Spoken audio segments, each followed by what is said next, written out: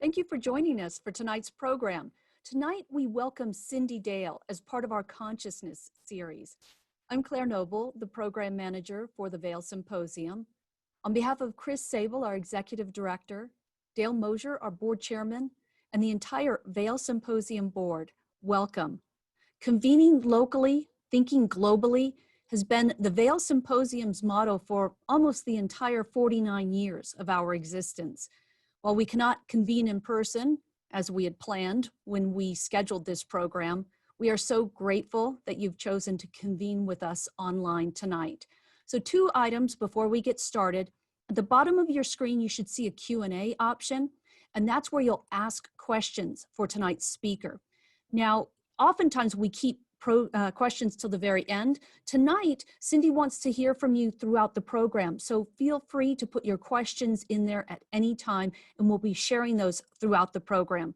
Tonight's program runs until 7 p.m. It's being recorded, and you'll be able to find that recording at vailsymposium.org. I'd like to thank the organizations and individuals who helped make tonight's program possible. Our sponsors include the Town of Vail, Vail Resorts Epic Promise, the Antlers at Vail, and the Vail Daily. Our virtual programs are sponsored by Alpine Bank. Our summer season is underwritten by Cyndi Ingalls and Leela and Walt Mischer. The Vail Symposium is supported by a generous grant from the Frechette Family Foundation. Funding has also been provided to the Vail Symposium by Colorado Humanities and the National Endowment for the Humanities as part of the Coronavirus Aid, Relief, and Economic Security Act, Economic Stabilization Plan of 2020. If you're a Vail Symposium donor, thank you so much. If you're not, but would like to be, please visit vailsymposium.org to donate. I hope you'll plan to join us next week on Thursday, October 8th at 6 p.m. We're going to present a forum on Ballot Proposition 114, Reintroduction of the Gray Wolf to Colorado. We also have a program called State of the Valley that we do in collaboration with the Vail Valley Partnership, and that will take place on Thursday, October 22nd, and that's one of our rare morning programs. It will run from 9 until 10 a.m., and that panel will be moderated by Chris Romer, who heads up the VVP, and it will include Eagle County Manager Jeff Schroll, Eagle Schools Superintendent Phil Qualman, Vail Health CEO Will Cook, and Vail Mountain Chief Operating Officer Beth Howard. Tonight, we are so honored to have with us Cyndi Dale. Cyndi Dale is an internationally renowned speaker, healer, business consultant, and the author of 27 books about energy medicine, intuition, and spirituality. She graduated from the University of Minnesota summa cum laude with a degree in English and a minor in philosophy. She's also worked toward a master's degree in divinity at Bethel University and holds a 5th degree Reiki certificate. She currently teaches a certificate level program at Normandale College in Minneapolis, Minnesota, as well as teaches a year-long apprenticeship program. She's been trained in several healing modalities, including shamanism, intuitive healing, energy healing, family of origin therapy, therapeutic touch, the Lakota way, and faith healing. Ms. Dale, we are so honored to have you with us, and I'm going to hand the program over to you, and you can check in with me throughout the program for the questions our audience is asking. I look forward to that, and I am very honored to be here. I can't think of a better topic, though we sort of accidentally came upon it a year ago, but light, which is what we're going to talk about tonight. And for some of us, we're seeing, kind of some relative darkness in the world. And I think that the topic of light is more than deserved to be put on the table because that's what we're all seeking, I think, at some level. There are, however, 3 different, very powerful types of light. And that's what I'm going to be focusing on tonight. I'm going to talk about those 3 different types of light. And I don't mean just colors of light. I mean actual energetic divisions of light. I'm going to explore what they are, where they came from, how they originated, and most important, what the teachings of each are and what they could mean for us. I'm going to start though with teaching from one of my wisest sages, which is my oldest son, Michael. Several years ago, when he was 3 or 4, and I think we've all experienced the fear of the dark, and both my boys certainly did. And I remember I did many, many decades ago.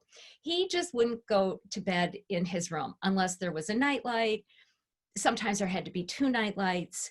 Then we had to have a blow up kind of a doll that had lights coming off of it and stars on the ceiling. And even then, he would typically wake up and say, "Mommy, there's something bad in the dark." And I'd go in there, we'd turn on the overhead light, or he'd come in my room. And suddenly all of that behavior stopped. And I sort of paused. I didn't bring it up. I would check on him quite a bit, going, is he still breathing? Is everything okay? But he was fine. And I started, turning off the couple night lights that typically were on. And pretty soon there weren't any night lights on. And he just slept through the night. Not wanting to curse it, I gave this new behavior 2 or 3 weeks until I said, you don't seem to wake up at night anymore. He goes, "Nope, I'm fine." And I said, "Well, you used to be sort of scared of the dark." And he goes, "Well," and he rolled his eyes. He goes, "I finally realized that darkness is just a form of light." And ever since then, I have been more than curious about the true nature of light. As an energy worker and healer, of course, for decades, I've studied the applications of light or electromagnetic radiation in doing healing work, both scientifically and in the use of subtle energy or spiritual healing. And I'm in amazement at the different kinds of studies that are out today, discussing the different applications of different frequencies or wavelengths of electromagnetic activity. We've got far infrared saunas that are, assisting people with getting microbes out of their body or detoxing, far ultraviolet lights that are being used in hospitals and other places to kill microbes, including most likely the current coronavirus and others. But there's broader types or classifications of light that I began to be interested in and curious about the further I studied spiritual tracks, as well as cosmology, as well as quantum physics, and also classical physics. And those are the broad groupings of light that I'm very eager for us to talk about tonight. In order to do that, though, I have to make the statement that we can only access these 3 different types of light and apply them spiritually, psychologically, and physically. Each kind of has its own application and expertise, if you would, if we understand that we exist simultaneously in 2 universes at the same time. And the one that you and I studied in biology and astronomy, maybe in college classes, etc., is only one of the 2 universes that is existing at this particular time. And I'm not the only one to think that. A lot of this actually comes from science, but also Terence McKenna, who, was a little out there in what he was researching, once said, "We are asked by science to believe that the entire universe sprang from nothingness and at a single point and for no discernible reason. This notion is the limit cause for credulity." Well, it's not true, because there's actually evidence in what I would call this universe that before the Big Bang, which is what most of us believe as the origination, the starting of all of this that we're experiencing, there was a pre-universe. And before the big crunch, before everything squished, before there was an explosion, before we experienced electromagnetic activity and sound in the way that we currently understand it. And this pre-universe is made of a form of light that I call, and some of my researchers have called, absolute light. And we see clues about this pre-universe and its existence in our current state of affairs in 3 basic places. First, in the existence of dark matter, which makes up about 80% of our known universe. Dark matter has an expansionistic quality. There's much of it actually in our physical body, but the existence of it seems to predate anything explainable by the Big Bang. There's also these twists of light, very, very still light, that some believe were formed before the Big Bang, others about 380 million years into the explosive creation, that don't move. They absolutely don't move. And they're out there. They're made of a form of light that doesn't have what I call polarity. There's no opposition to it. It's a pure light that's very, very still. And we also know that there's this sort of, I like to call it a humming, even though I'm mixing sound and light. There's this sort of background radiation called cosmic background radiation that seems very still. It seems to hold everything that there is, and it has a different quality than what we observe in the known universe, which is constantly expanding.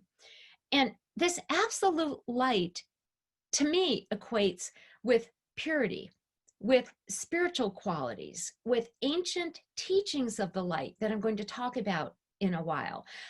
But if this does exist, and science is pointing to and beginning to agree, even science that's in Scientific American is agreeing there is this sort of absolute light. We perhaps are made out of a very distinct, pure, singular light that, as I explore it, I'll compare to what the spiritual tracks across time have called consciousness, or God, or Allah, or the goodness, or the oneness, or that which is beyond human understanding. So what are we existing in? I keep saying there's this one universe and signs of it are still here, and it maybe is still percolating. The universe we're in, from the big crunch or squish through the bang, I call the polarity universe, primarily because the type of electromagnetic radiation here, or the types of particles, which are really waves, that exist in this universe we keep studying, we analyze with quantum physics and classical physics.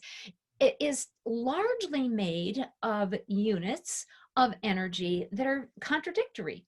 For instance, every electron, which has a negative charge, is conjoined with a positron, which has a positive charge.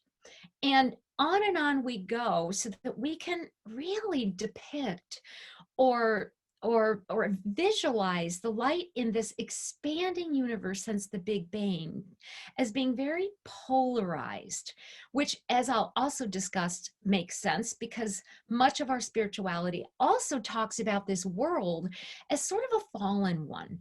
This world is emanating from, in the Torah, the Quran, Genesis, as an emergence from the tree of the knowledge of good and bad, or the yin and the yang, or the place where there's opposites. In contrast to what we tend to think of when we think of something that's absolute and spiritual and unified and pure, and maybe we could compare to the tree of life, and that which grants a form of immortality and interconnectedness and love. So here we are in these two very different kinds of experiences. And I believe most of us walk around, kind of in the day-to-day, knowing that the polarity universe is what we have to live in and gauge. And in it, there's opposites. I mean, if a good thing happens, there's a bad thing that happens. Energy goes downhill. You're going to age. You're going to make mistakes. And all of that is fine. But when you're dealing with issues like trauma, or the need for healing in this universe, you have to actually put more energy in to recovering from a challenge, from a tumor, or from an emotional challenge, or from poorness or poverty or the scarcity mentality, than perhaps it took to get into a troubled state.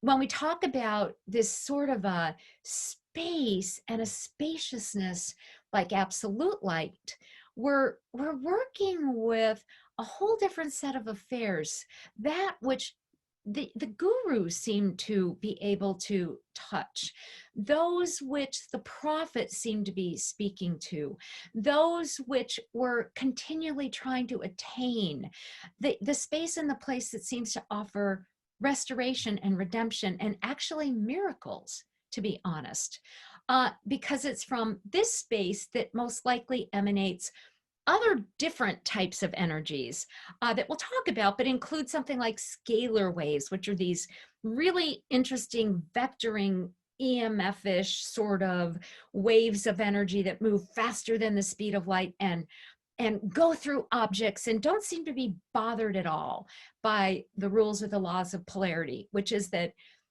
for everything you have here, there has to be an opposite. And to make something good happen, you might have to tolerate something bad that is happening. And as good as you can do things, gosh, there's always a fallout, isn't it? I think of this sort of spiritual backdrop that we're in, this absolute light, as certainly not being unattainable, but being pretty challenging for most of us to grab because we have bills to pay and we have healing needs and we have darkness. And yes, there's light, but there's also darkness. Um, so in the middle of this sort of conundrum between what we guess is existence, what we guess is absolute, what we guess can bring us spiritual healing and the touch of the miraculous, which I've experienced in my work and I've experienced in my life. I've seen a client with cancer experience the wings of an angel enfolding her, and the cancer was gone. She immediately went to get her blood count. She was going to be doing that anyway, and there was no counts. Her white blood cell count was regular, and the cancer disappeared. I experienced healing for a woman who worked through what she believed to be the reasons for sarcoma in her abdomen, and it came from trauma, which is what I think of as part and parcel of the teachings and the learnings of the polarity universe. And she dealt with the emotions around being hit in that area of her body by her brother when she was little. And though the tumor didn't disappear, the malignancy was gone. I experienced a client who came in just to talk to me because she had cancer.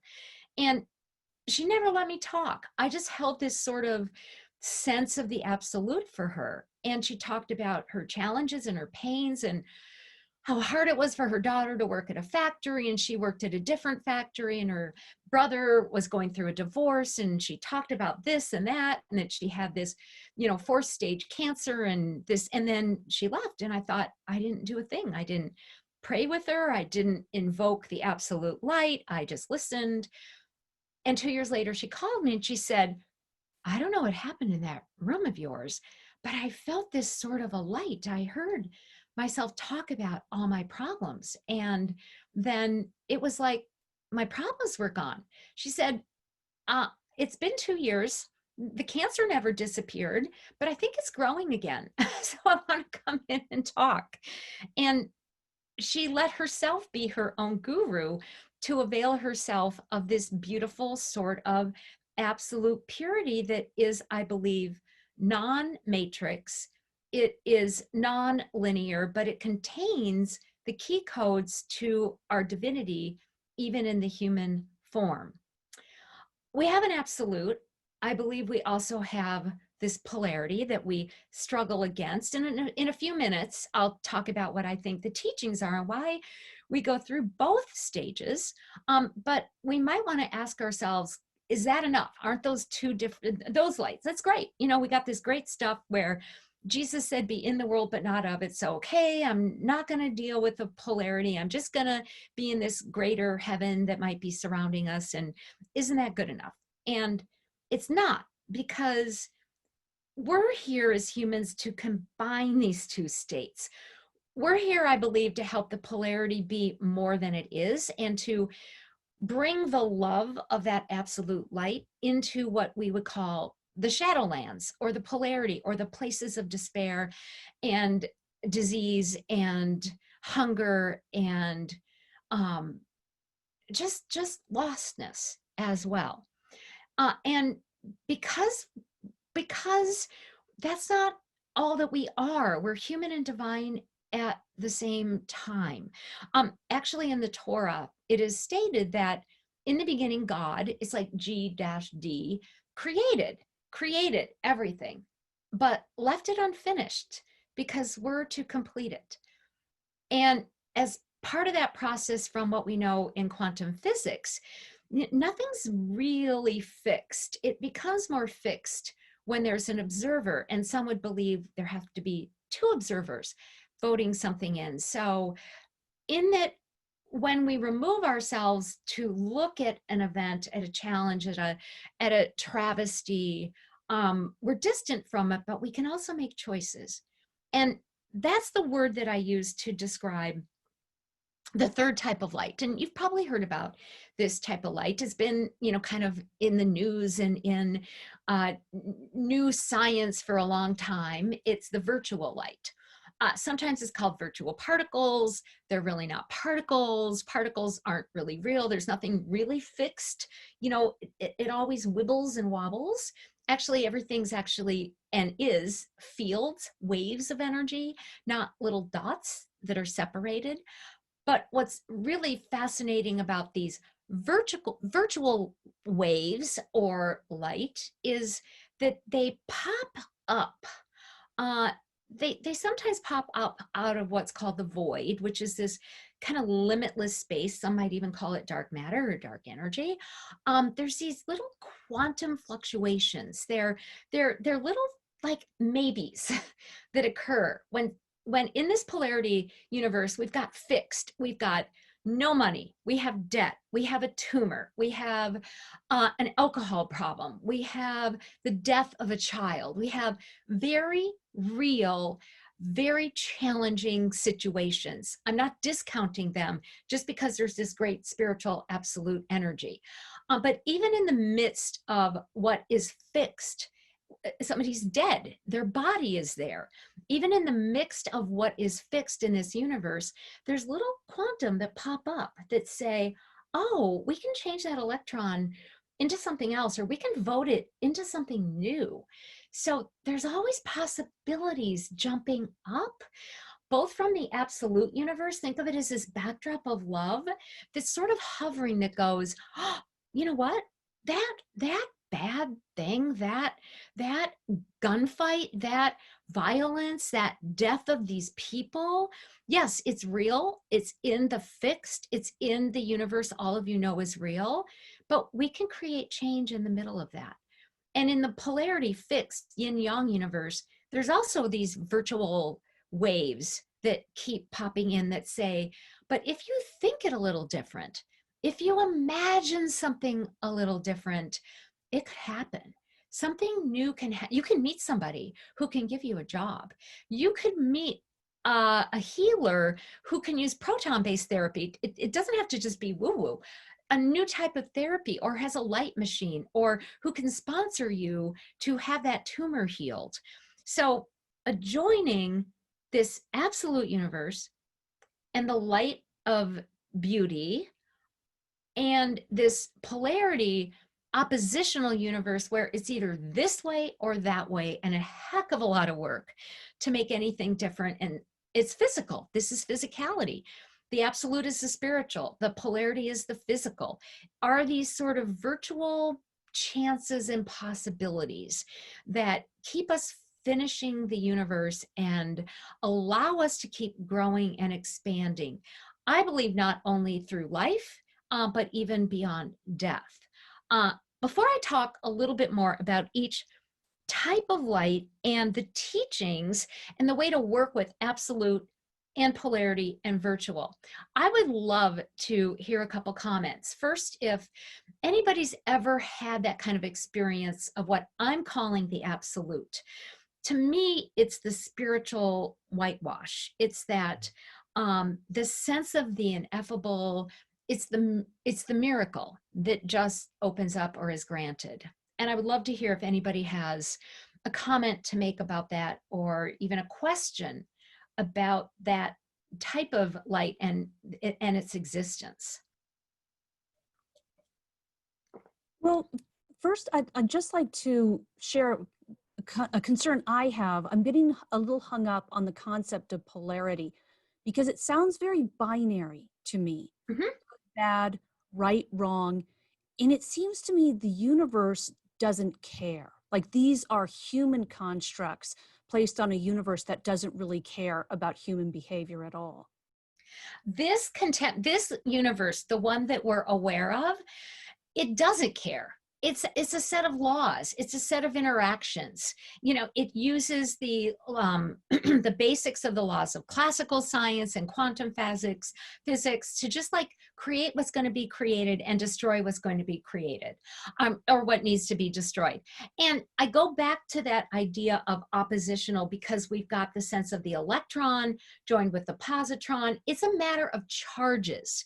The definition of polarity is really best seen not through the human judgment of what it is that we experience, but through what is happening on an electrical and a magnetic basis. I know that we have neutrons, which are neutral, but a lot of what exists, pops in and out of our reality, is really based on what charges there are. Are they electrical or are they magnetic? In fact, there was a researcher, he's passed now, but he did some amazing research in the bioelectrics of the human body. His name was Dr. Bjorn Nordenstrom, and he deciphered the meridians from traditional Chinese medicine in the body as actual like flows of electroactivity.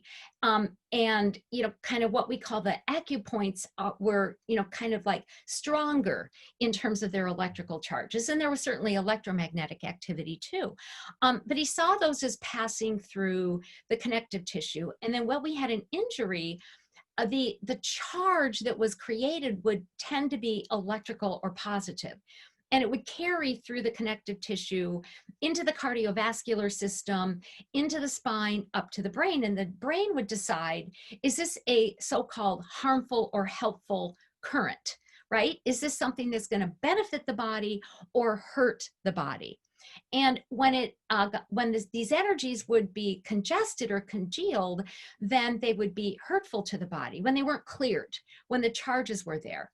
By simply changing the charges, for instance, in cancers, that he could decipher as either more electrical or more magnetic, or in his research in eyesight, macular degeneration, etc., he reversed cancers. He altered what was happening with people's eyesights. So that's a less poetic way to look at how this standard universe is functioning. Would you call that miracles? I don't. I mean, I call that sort of the laws of this particular universe, where we're working with standard positive and negatives. We're working with charges. So that's a way to take a look at the polarity universe. And even spirituality would suggest much the same thing. They don't judge what they call the yin, which is typically seen as feminine or negatively charged, or the yang, yang, which they typically see as masculine or positively charged. It depends on your system. Both are. And it's a matter of working with them. But you have to work with them. You always have to be balancing to write something that doesn't work right or feel right when you're in this universe. Also, we have a question from Lauren Hershey. Mhm. He said he heard a long set of lectures from an Indian guru in the early 70s discussing what Vedanta actually is in terms of a belief and practice system. Among his accounts was learning meditation and introspection at a monastic retreat in the Himalayas, and how it was possible to see a bright light as the result of a long, long meditation over hours, if not days. Um, he says it might be called the state of samadhi. Are you Yes, familiar with this? I am. Yeah, yeah. And most spiritualities and some religions have very similar approaches and beliefs. The idea being that if you part the veils, if you stop attaching to what we might want to call the positive and the negative and the charges, if you stop, kind of thinking that is the limitation and things have to be constantly balanced or moved around. And you open up different senses. You open up your subtle body rather than just your physical body. The subtle body consists of energy centers like the chakras, which are in and around the body, and they can help turn visible to invisible energy and vice versa. You open up different aspects of yourself and what some call your true sight, your ability to discern what's really there, which I'm calling the absolute reality. And some would call heaven on earth, and some would call the clear light, and some would call the white light. The Tibetans discuss this as a light that's most available when we die, according to the Tibetan Book of the Dead, that you cultivate your ability to try to perceive what's really true, what's singular and what is in oneness, until, you know, there's that moment when you die, and then have you gotten it? Have you learned enough? Are you enlightened enough that you can see the clear light? And if you can, you're in it, you're one with it, which we are anyway, is the belief. There's a sort of a secondary faint light, and if you get that, you know, that's pretty good. But if you can't do, you know, the big light, then you're back here toward reincarnation. And you've got to sort through what I'm calling this polarity, you know, until you can understand it really is all the absolute. So samadhi is the art of living in the absolute, but also being able to engage in this so-called what we call the real world at the same time. And I think that's the art. Some meditators remove themselves completely and they're just not part of it. And you know, that's one way to live. But most of us have kids, we have jobs, we care. We want to make a difference in what I'm calling the polarity. And so the act, the art is to live in samadhi while what some say, before enlightenment, you chop wood and carry water, and after enlightenment, you chop wood and carry water. So we do have one other question relating to meditating as well from Dan Gallagher. He says he often sees a variety of light, especially when focusing on the intuitive chakra, indigo and gold. So how does this fit into the classification system of light? Well, light by definition is electromagnetic activity. It's the electromagnetic spectrum. And when we look at it from a polarity or from an everyday point of view, we have really low, you know, wavelengths. We have really high wavelengths. Visible light, we can only perceive about 0.0036% of all visible light with our eyes. So when we're meditating, we're expanding our range of consciousness. You could say we're expanding it horizontally, or you could talk about it vertically. And it's really both, because the chakras, these energy bodies, are attuned to not just visible light. They can attune to all layers and levels, you know, of visible light and not physically visible light. And I categorize the absolute light as more of that sense of the ultimate and the oneness. Within the polarity, we've got all these extended types of electromagnetic activity that we can perceive when we're meditating, or we're being intuitive, or when we're being psychic, that are available to us. I think the higher we go, the more refined we get in terms of how we can touch, see, taste, or feel the light beyond the visible, the more apt we are to be folded into that absolute, which doesn't really have a color unless we assign it a color, but it reaches to that hem, kind of like the hem of the God, if you would, you know, and invites us to flow into that more unified consciousness.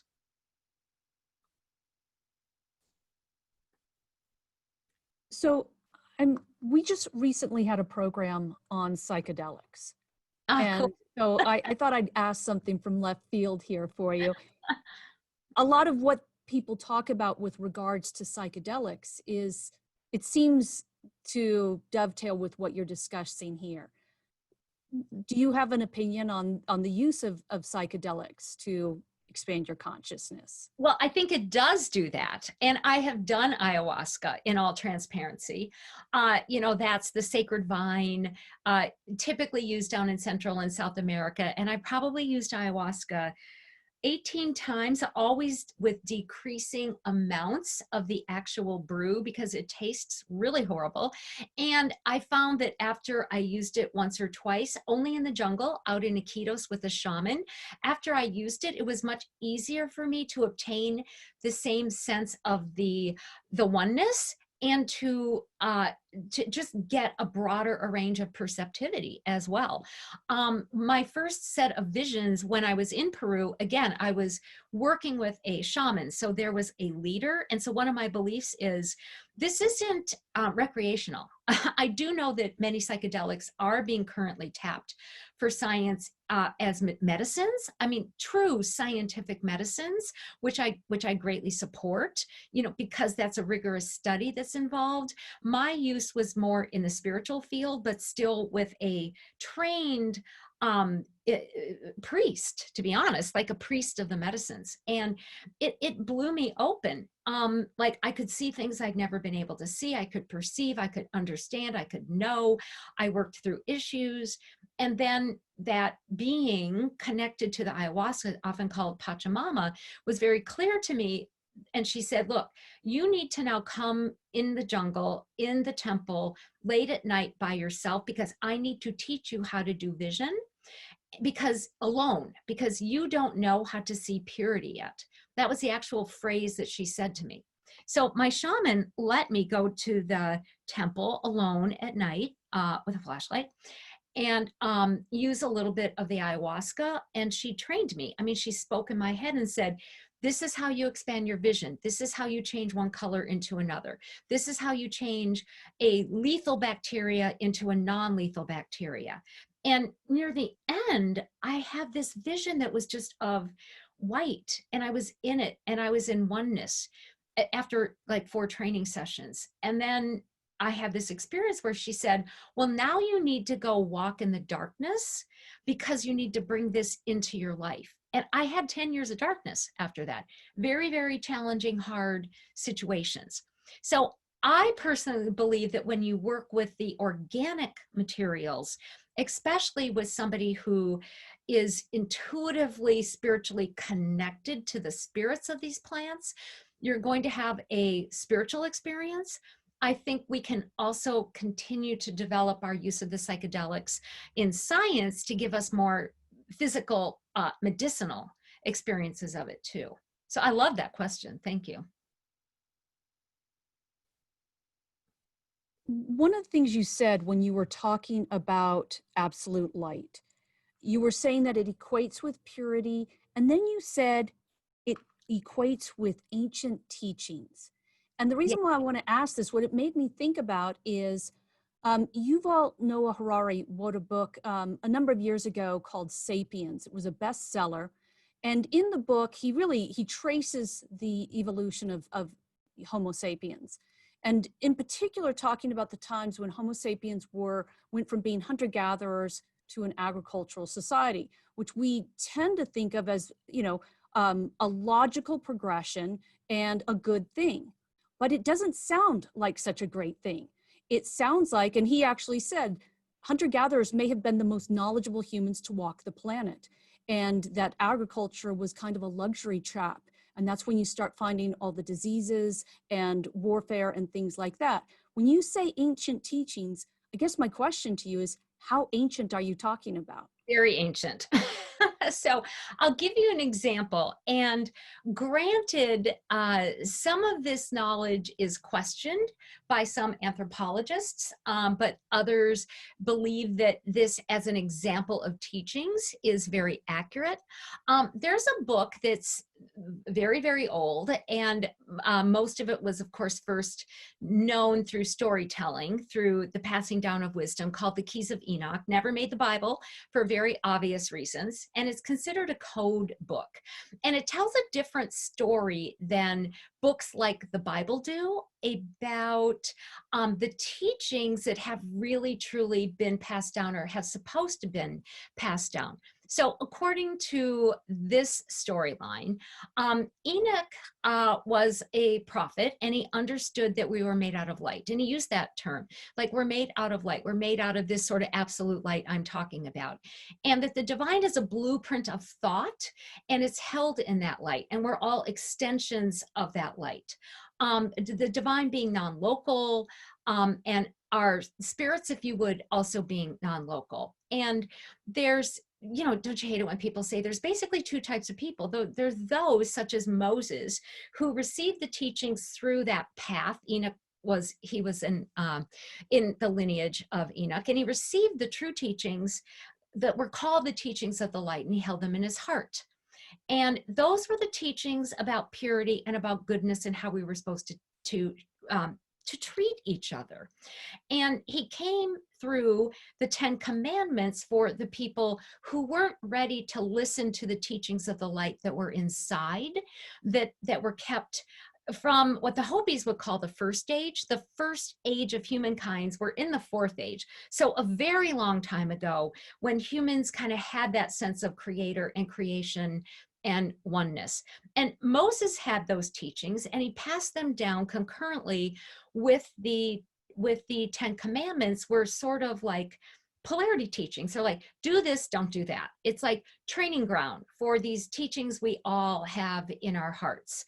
Some of the groups of the Essenes, which are groups that lived in the desert, they weren't all hermits, as some believe. There were also communities in the deserts near Israel at that time, had communities that functioned with these teachings, that considered the creator to be co-equal male and female, that believed in the tree of life, that's the Mother Earth, and you give and you take. They believed in taking care of the sick and the elderly and the children. They believed that heaven was inside and reflected externally, that the universe is a school for training souls. So that's one lineage of teaching that just hasn't predominated.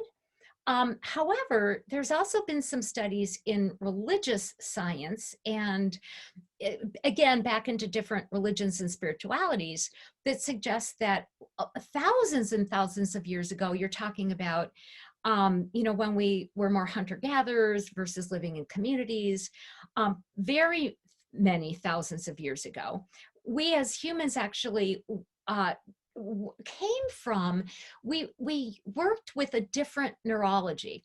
We came from what's called an analog neurological system. It's a very ancient, archaic neurology that's available to all of us. Fascinating studies in biblical tradition around this too, from scholars who asked the question, why did ancient people thousands of years ago believe in dreams? Why did they believe they were one with spirit? Why did they believe that God could show up in a bush? And even earlier sorts of storylines. And one of the answers has been, well, the neurology, made them, allowed them to feel interconnected. And their dreams weren't separate from the physical reality. Their ability to sort of intuit was how they knew who they were and how to be.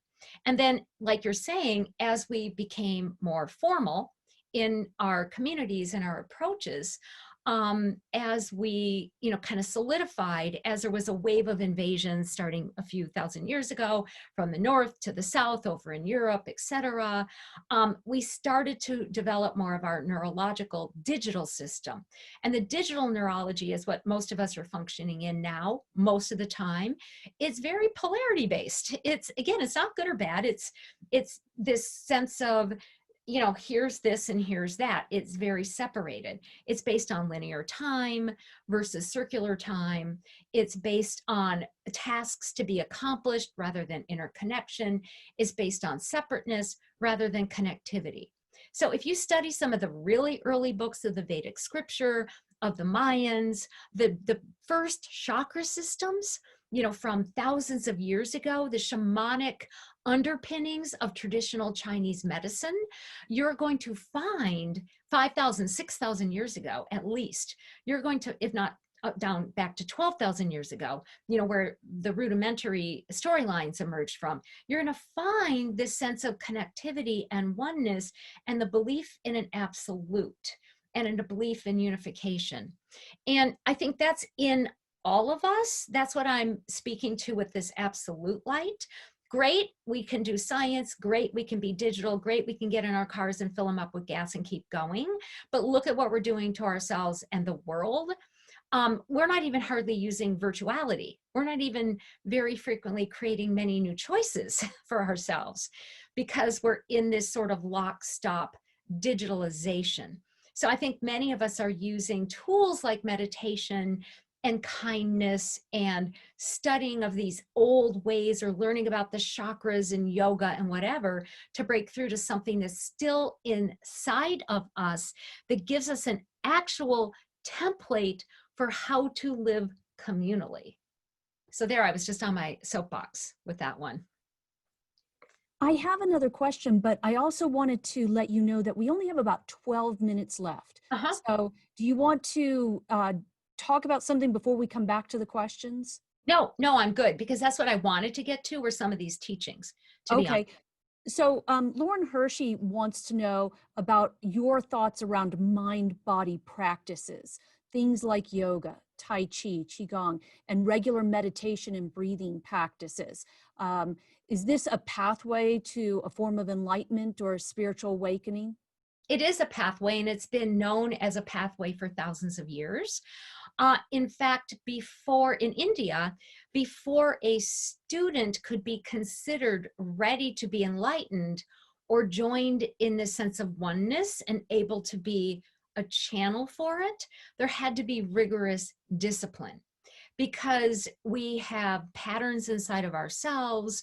We have patterns we inherit, and they didn't speak to it exactly this way, but this is the philosophy behind it. You have to deal with your own issues. You have to confront the darkness. In India, they speak of these levels of hell underneath us, and they're called lokas, L-O-K-A-S. And each of these levels of hell have different kind of ghosts on them, about greed and avarice and the different types of challenges that we need to work through before we can really meet the oneness with like a clear and open heart. So always the disciplines of right eating, right being, right treatment of self and others, yoga, certain types of movements, exercises, whatever your practice is, deep breathing, breath has always been really important. Breath in many cultures, the word for spirit and breath is one and the same in many, many cultures. And so breath is a way to cultivate the releasing of what we need to want to detach from, the transformation or transmutation of what we want to keep, and that openness to the absolute. And I don't think any of it needs to be done perfectly either, because I believe that a house husband or a housewife who raises the children and doesn't have time for 2 hours of meditation or doing everything in this rigorous way has just as much chance to be this channel of the absolute and to create virtual choices as the person devoted to the discipline. I think it's sort of a level of knowing, and it's a way of being in your heart. I work a lot with the chakras, and I've always seen chakras ever since I was a little kid. And to me, there's 2 wheels to every chakra. And a chakra is important because as you move through your chakras, you're invited to deal with the issues latent in them. And you're invited to open the spiritual qualities latent in each particular chakra as well. That's the path of yoga in a very simple way to explain it. But each chakra has an outer wheel that holds our programs. It holds our ancestors' programs, our beliefs, our familial situations, our own issues. But there's an inner wheel in every chakra. So when I'm working with my chakras, I work in the inner wheel, because in there is a void to tap into virtual, and I find the absolute light within each chakra.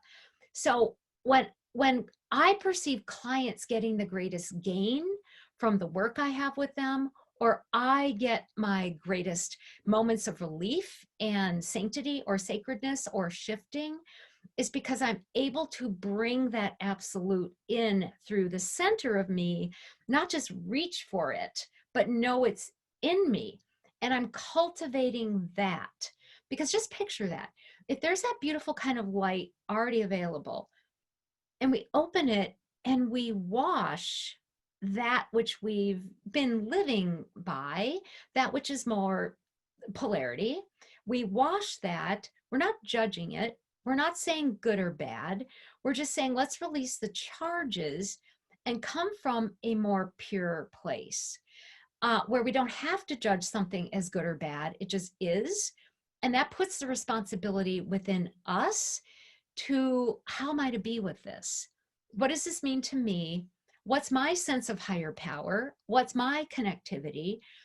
What am I to do with this? How am I to serve as I'm opening up something absolute? One of the things I've heard you say throughout the program is connectedness. So Mm. I'm wondering if you would talk a little bit more about connectedness, because I'm thinking of it in terms of being connected to others, but perhaps you're thinking about it in a much more expansive way. And you did talk about separateness. And I also, again, going back to the individual, we seem to live in a society, especially here in the United States, that's very separate. And it sounds like that's perhaps not natural and not the way we should be in a harmony Right, kind of way. right. I don't think it's natural. I think it's a choice that human souls made, gosh knows when. There's a great story in a book called Amazon Beaming by Petru Posesco. I don't know how to pronounce his name, but he talks about this anthropologist who wanted to find the source of the Amazon decades ago. So he goes on this hunt to find this, and he falls in with these shamans who say that long time ago they made the choice to enter the world on a stream that we would call digital, on the stream of time, rather than staying in no time.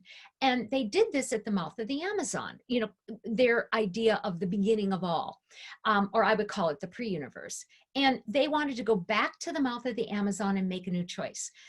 This is a true story. He falls in with them, and they find the mouth of the Amazon, and there's a flood, and he's washed away with the flood. And so he doesn't get to the mouth, but he finds himself on the bank, and there aren't any bodies around him. They've disappeared. The tribe has disappeared. And he hears the voice of the shaman say, we made it.